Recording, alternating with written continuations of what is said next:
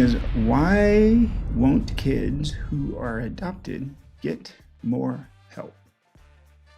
All right, so I try not to get preachy. My dad's a preacher, and so he knows how to do the black preacher, black male, Southern Baptisty preacher stuff, with all and yeah and all that. I don't do that. I'm not that talented. Um, and so I try not to get preachy. However, this is one area where I get super preachy. So when it comes to kids who are adopted, whether it's a private adoption, open adoption, closed adoption, or otherwise, the thing that I harp on is that it's a kid, and kids cannot go get jobs.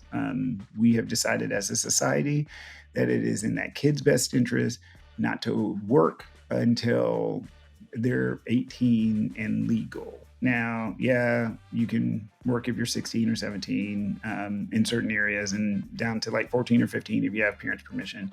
But I mean, it's illegal for 6-year-olds to have a job.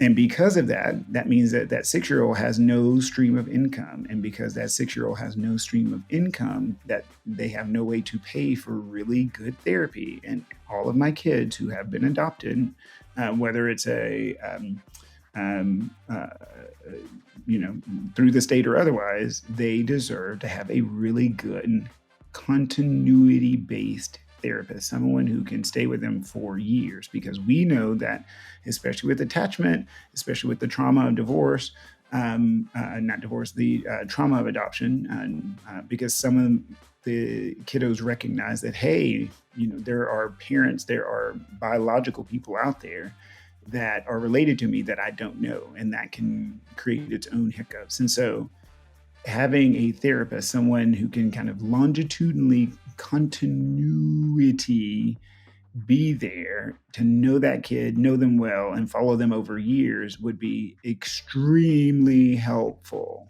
and very affordable in the grand scheme of things. And so, because our healthcare finance system is so stupid, and of course, if you want to learn more about that, you can go to my personal website, drbriandixon.com, or just watch anytime I'm talking about healthcare finance, because you'll hear it. And so, because our healthcare finance system is so stupid, and we don't actually pay for mental health, we don't do the work to pay for preventative mental health, especially in this population. And it's infuriating. And in fact, it's kind of like this double whammy. Not only do we screw the kid over, but we also put the families in these incredibly difficult, weird situations where they need a lot of support. And even with my financially more well-off families, they still don't have enough support. And so for my families who don't have a lot of money, it's even harder. And so that whole industry needs to be revamped. We already know, especially in Texas, that the foster care industry needs to be revamped. And if anybody's listening to this, give me a call, because I have lots of opinions on that one. The system of how we adopt and support our adoptive kids and families needs to change. And so I advocate for us to put some money towards that. Again, Texas had tens of billions of dollars of surplus. Again, I know with my property taxes, it was real high, y'all. And I would much rather that go to roads and bridges and schools, and for kids who are adopted or kids with intellectual and developmental disabilities, than to go to tax breaks to recruit Amazon Q2 or H2 headquarters, right? So, yeah, what do we do about that?